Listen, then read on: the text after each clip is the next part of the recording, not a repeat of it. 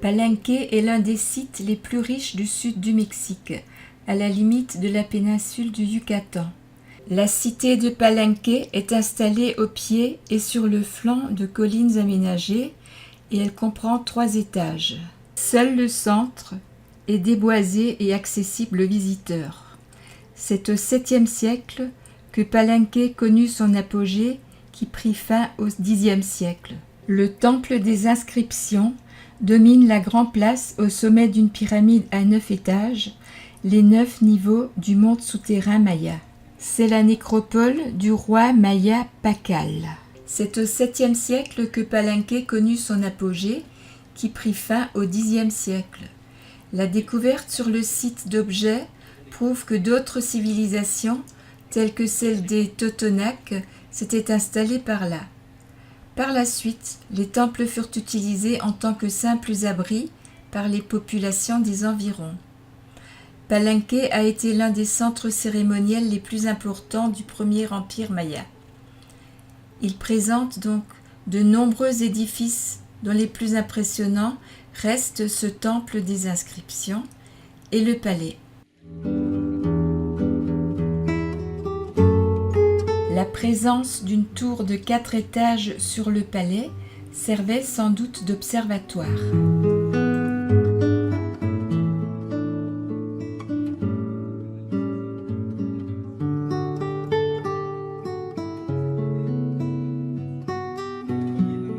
Véritable dédale de bâtiments et de couloirs, le palais est extrêmement vaste et comprend 4 cours intérieures reliées les unes aux autres, surmontées par cette grande tour majestueuse.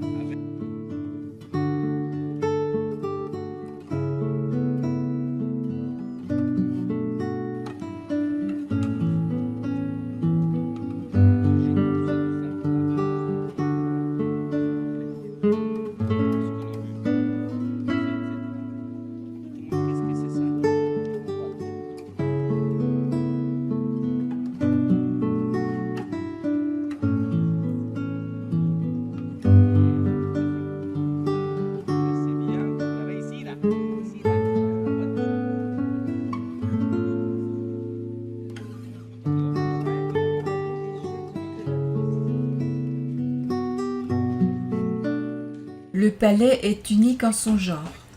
La tour observatoire carrée de 3 étages qui le surmonte est le seul édifice de ce genre connu en zone maya.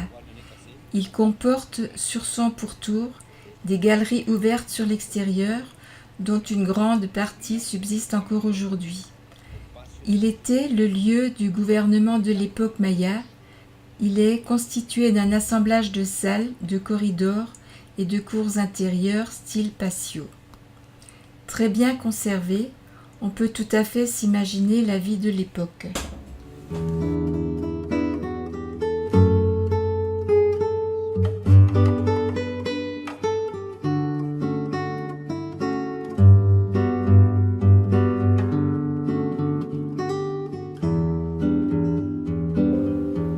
Le palais était le lieu de résidence de l'aristocratie de Palenque et possédait de nombreuses salles de bain et saunas, alimenté par un système complexe, notamment un aqueduc toujours visible de nos jours, qui déviait l'eau de la rivière au Touloum.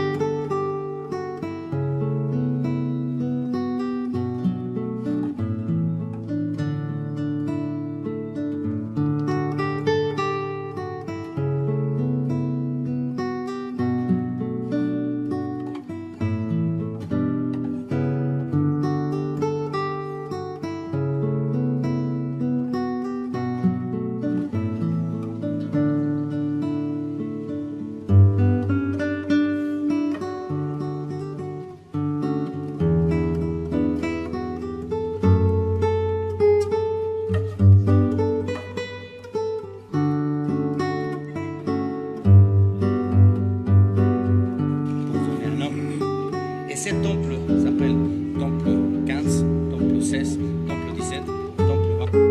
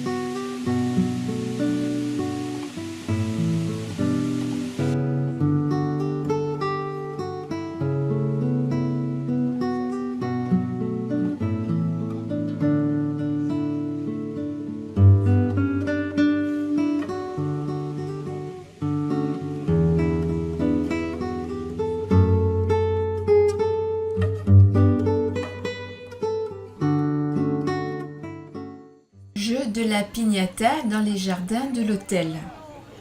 Le but du jeu est de casser la piñata, les yeux bandés. Voilà, encore plus fort. Ouais, voilà, ouais. En plus, il bouge. Elle se mettre de côté parce qu'elle va en profiter pour taper sur rien. Oh, bah pourquoi vous dites taper? Voilà, 4, c'est bon. Allez, tape fort, hein. À gauche. À gauche. À gauche. Là. Fort. Attends. Super.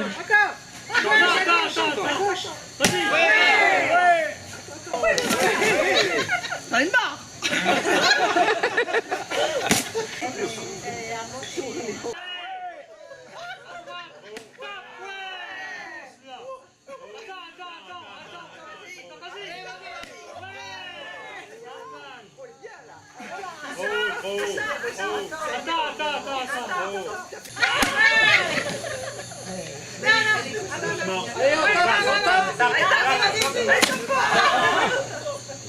Il la massacre.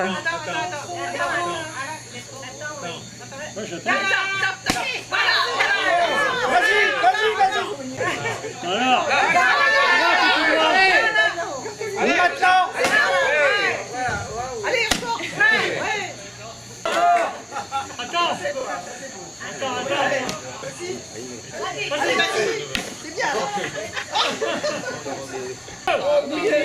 Siniestra, siniestra. Droite, gauche.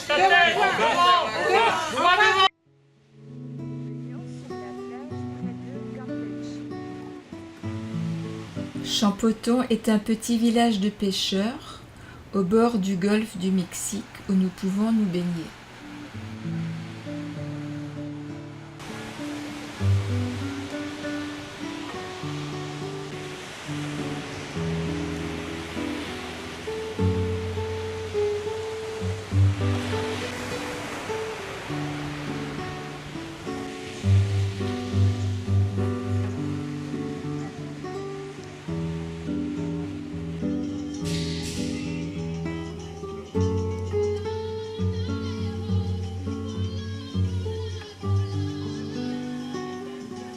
Viva México! Viva Willy! Viva Willy! Willy!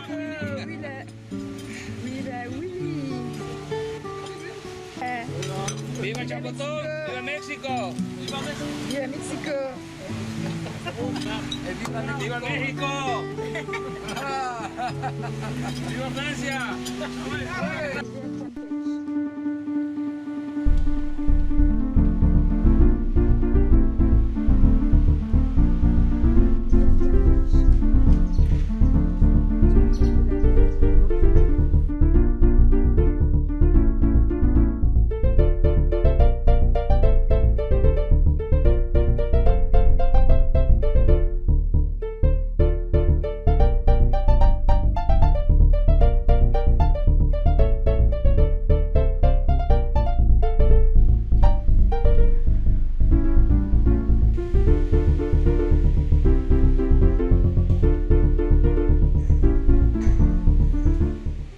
Campeche a une ambiance de pirates des Caraïbes.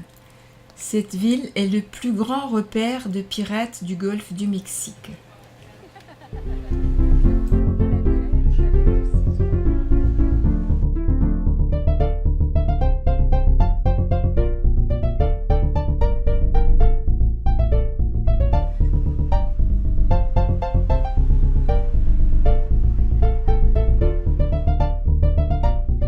Sur le Zocalo, place de l'Indépendance, avec ses vastes parterres fleuris, jonchés de bancs, on aperçoit la cathédrale franciscaine. Commencée en 1540 sur un site sacré précolombien, elle ne fut achevée qu'en 1705. Elle abrita le culte catholique bien avant Mérida.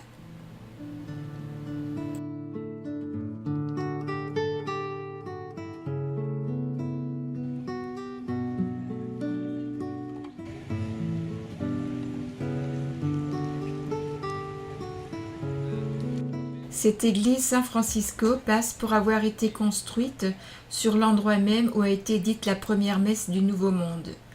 Dans une abside, on peut encore voir les fonds baptismaux toujours utilisés sur lesquels on tint en 1562 le petit-fils de Cortés, Geronimo.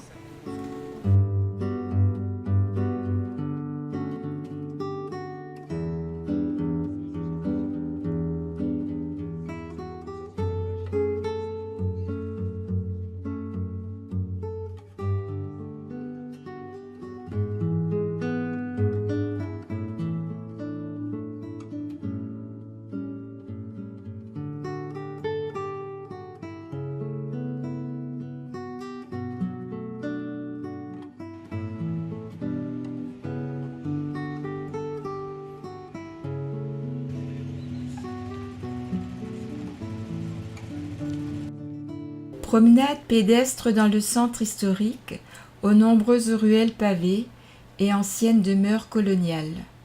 Flâner dans les ruelles donne l'impression d'arpenter la palette d'un géant aquarelliste. Au cours de la promenade, le long des murs multicolores, des maisons basses, c'est un régal pour les yeux.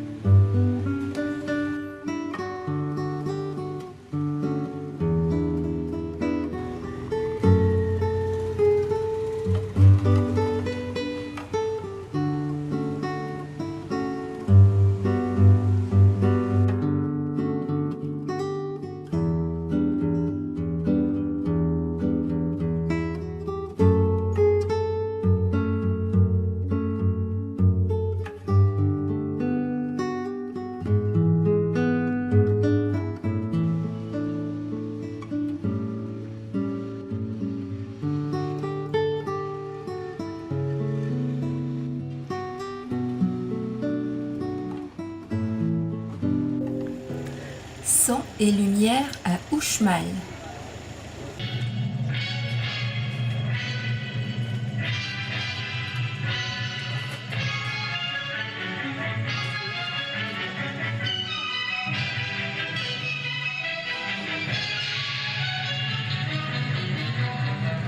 Las gigantes, pero él sabe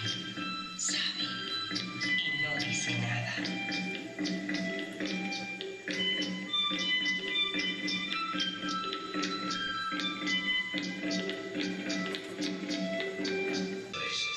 Y fue maravillosa y soberbia. Pero desde ese día cambiaron los tiempos del mañana.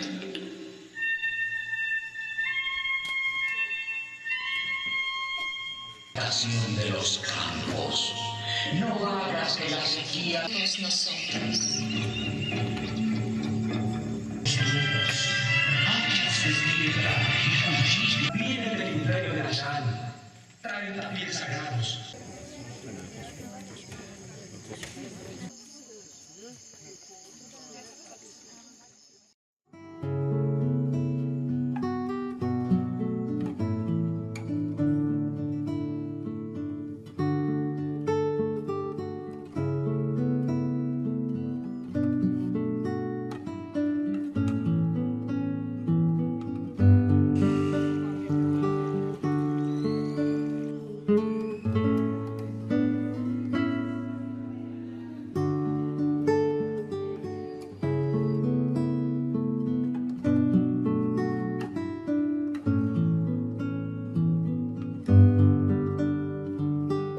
Située dans les montagnes Puk, qui ont donné leur nom à l'architecture spécifique de cette région, Uxmal était une des villes importantes au cours de la période classique, 600 à 900 après Jésus-Christ. Uxmal signifie « construit 3 fois » en maya, mais en réalité elle fut édifiée à 5 reprises. Elle présente une architecture très spécifique, influencée par les civilisations du Nord. Les images du dieu de la pluie Tchak sont omniprésentes.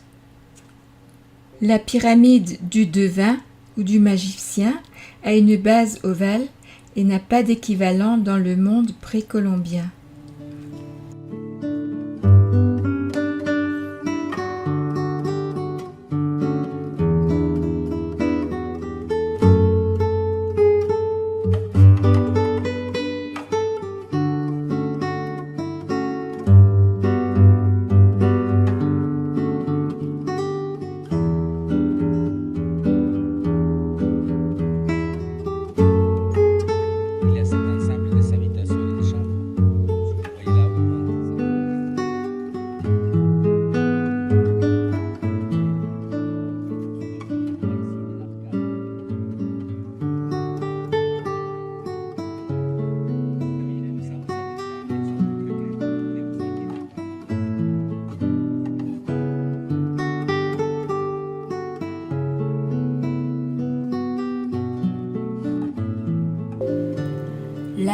de porte en bois d'acajou datant de l'an 800.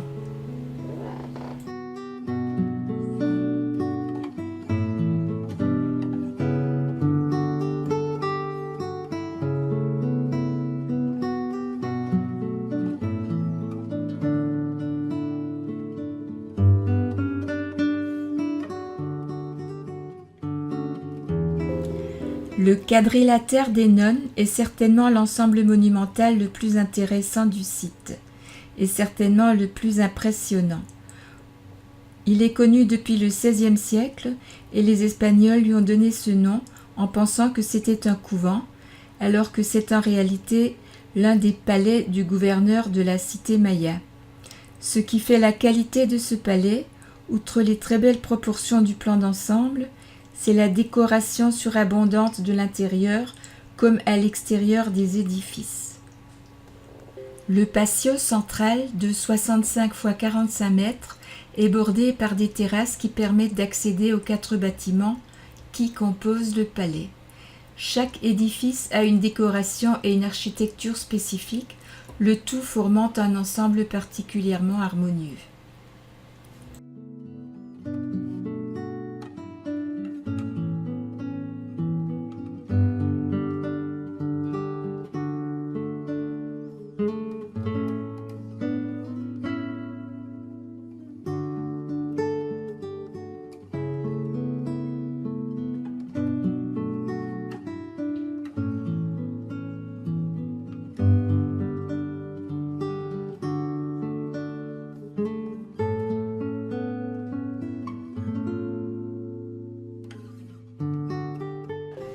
L'édifice au sud, construit au niveau du patio, est composé de 2 galeries percées de portes intérieures et extérieures. Il y a 8 portes de chaque côté menant chacune à une pièce. Il est traversé en son centre par une arche à voûte en encorbellement, donnant accès au patio.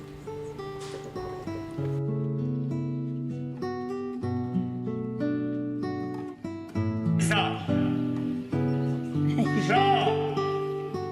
Ça. Et voix de la pluie. On parle des choses sérieuses. Qu'est-ce qui s'est passé récemment?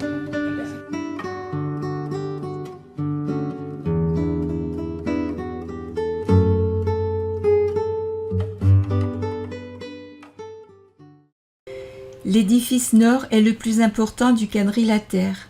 Long de 81 mètres, il repose sur la plateforme la plus élevée du quadrilatère. On y accède par un escalier large de 30 mètres. La décoration y est particulièrement somptueuse. L'édifice est se caractérise par une frise composée d'un treillis sur lequel se détachent des trapèzes formés de 8 serpents bicéphales et ornés chacun d'un masque.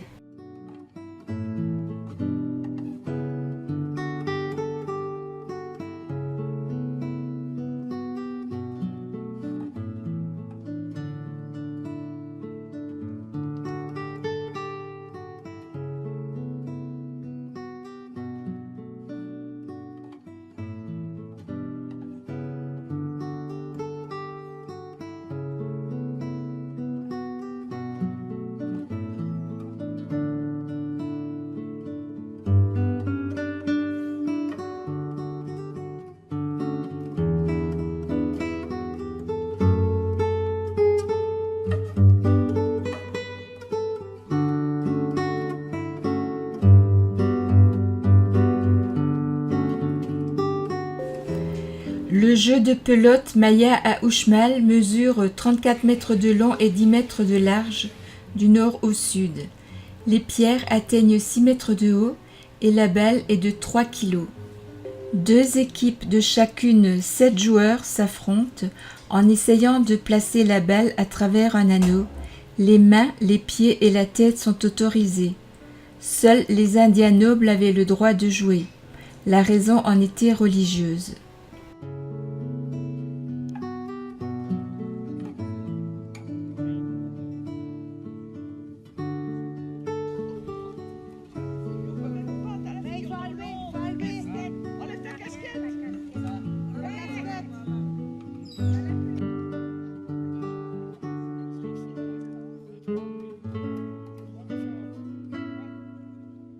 Le temple des tortues doit son nom à une succession de petites tortues dans les moulures de la corniche.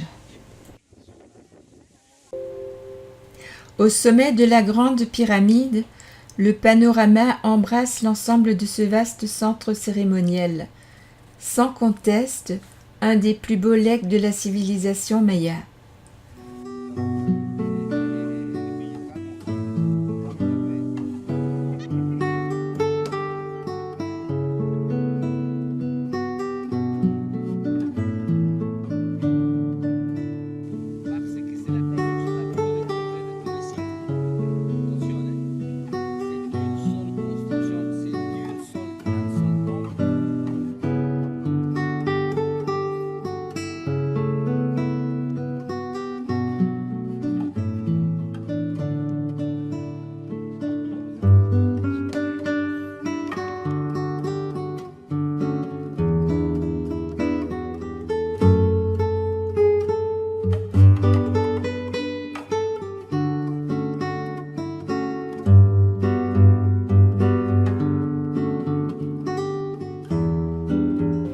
De là-haut, on a une vue d'ensemble du site.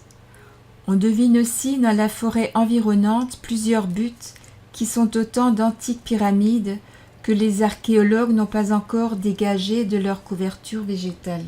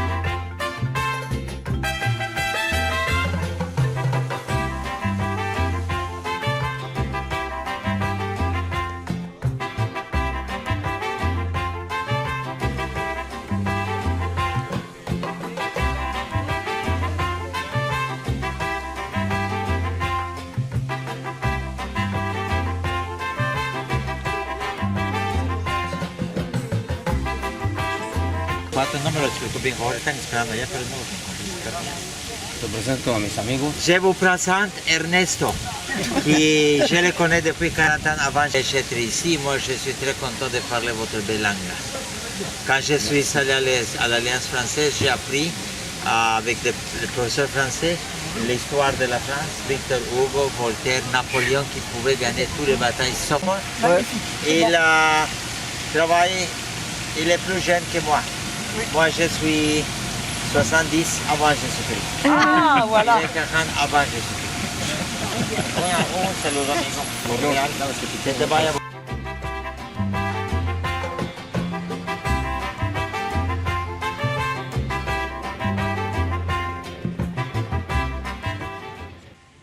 À l'entrée de la ville de Mérida, ce monument a été érigé en l'honneur du président de la République, Alfonso Ruiz Cortines, le 23 avril 1956.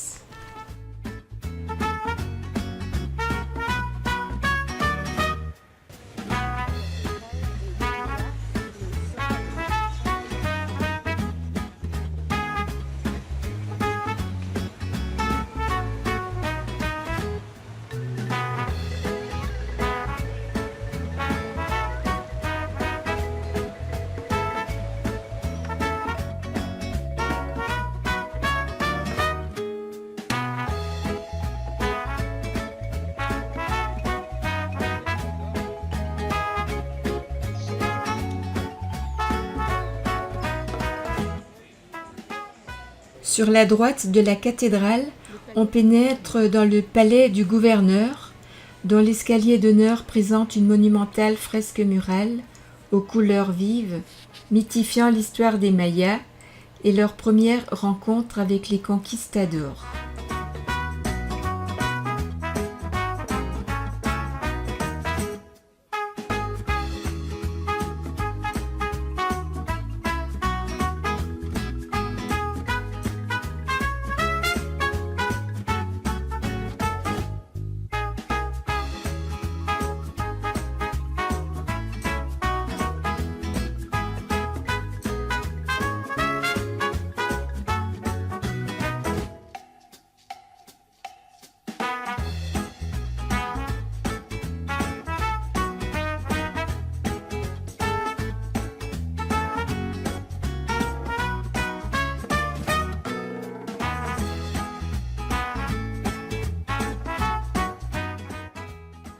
Inauguré le 15 septembre 1892, on y observe un authentique témoignage de l'art yucatèque. Les impressionnantes peintures murales qu'il renferme sont des œuvres du maître Fernando Castro Pacheco et offrent un aperçu de l'histoire et de la forme de vie des Mayas durant l'époque de la conquête jusqu'à la guerre des castes.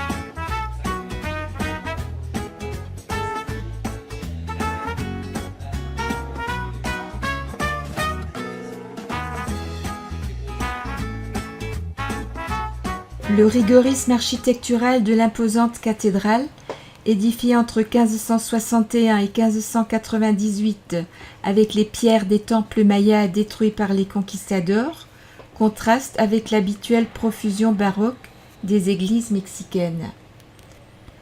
Au fond de sa magnifique voûte en berceau, un immense Christ de bois domine l'autel.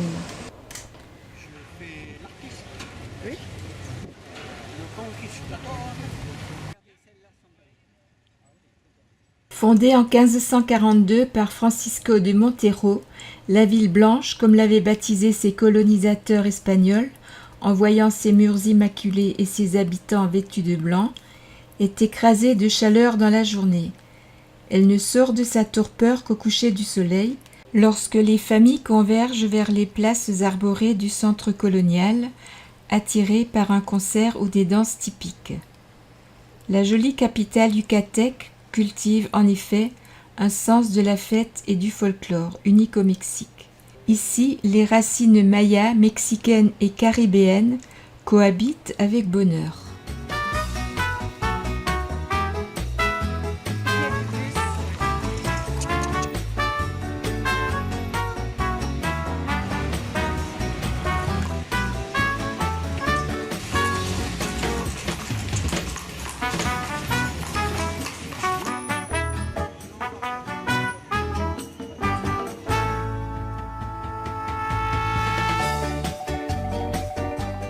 Chichén Itzá est le site archéologique le plus visité du Yucatan.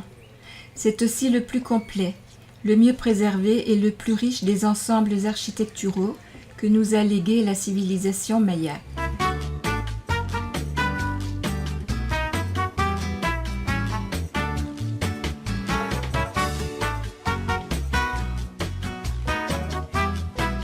Le Castillo. C'est la pyramide mexicaine la plus photographiée et un condensé de symboles cosmologiques. 9 terrasses pour les 9 mondes célestes, 4 façades pour les points cardinaux, 365 marches pour les jours de l'année solaire. Les architectes astronomes ont poussé leur talent jusqu'à figurer sur les bords des marches, dans un jeu d'ombre, un serpent ondulant au cours des équinoxes de printemps et d'automne.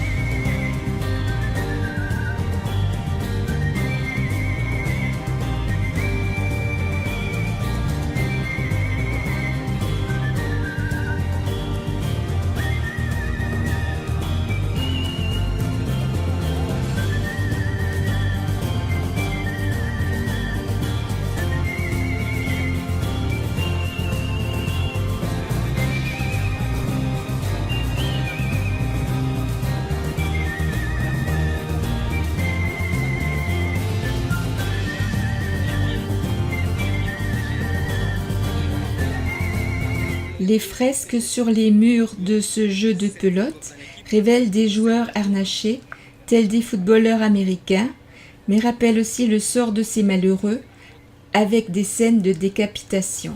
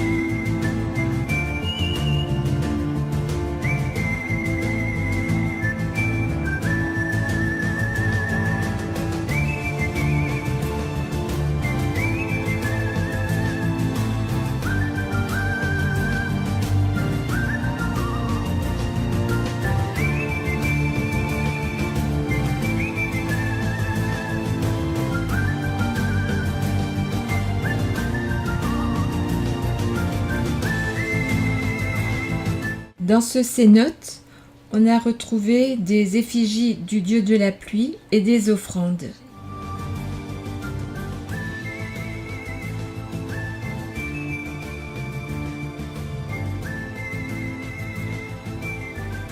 Statue de Chac sur laquelle on mettait des offrandes sacrées.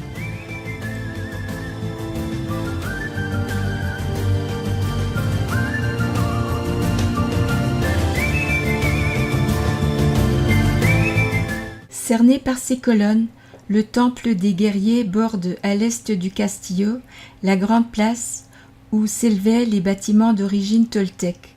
Les 60 piliers quadrangulaires rangés devant le temple des guerriers sont les vestiges d'une vaste salle.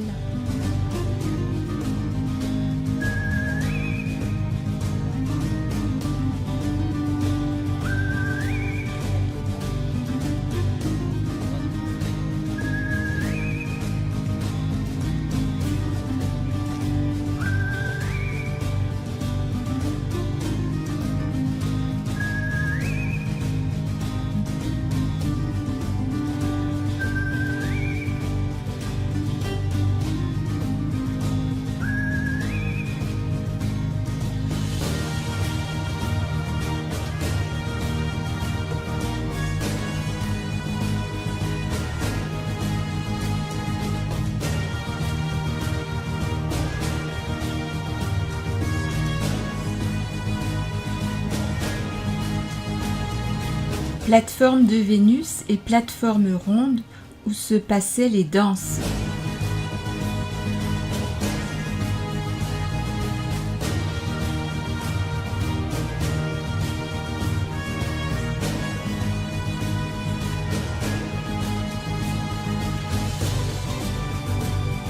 L'observatoire présente l'étonnante particularité d'avoir été bâti en fonction de l'apparition de certaines étoiles à des périodes précises de l'année.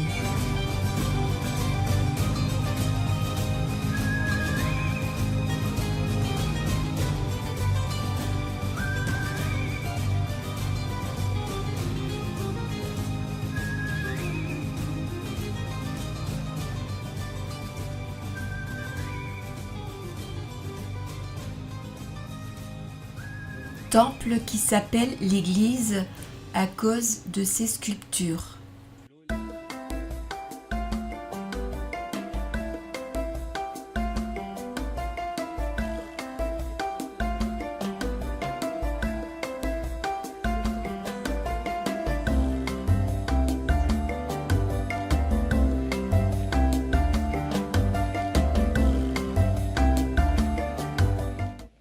À côté de l'église, le temple des panneaux. Au-dessus de la porte, le médaillon du dieu Shak, le dieu de la pluie.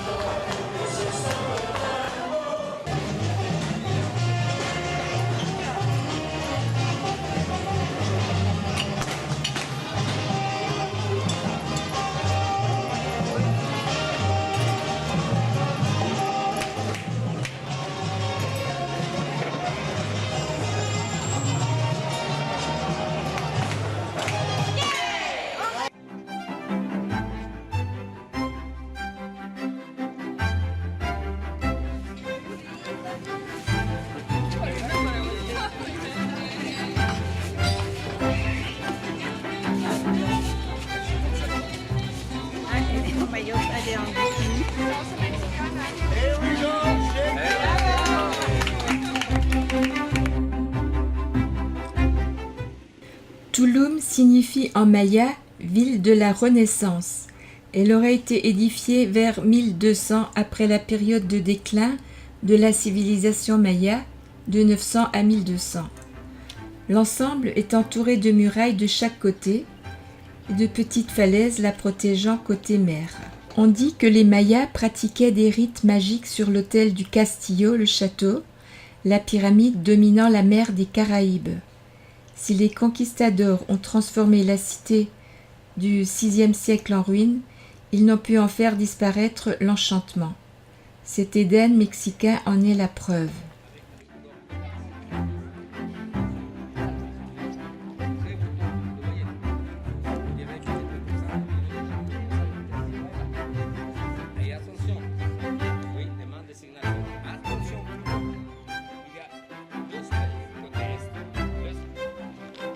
Les villes mayas étaient surtout des sanctuaires avec des temples et des palais. Là vivaient les personnages les plus importants, entourés de gardes et de serviteurs, tandis que la population logeait aux alentours dans des paillotes.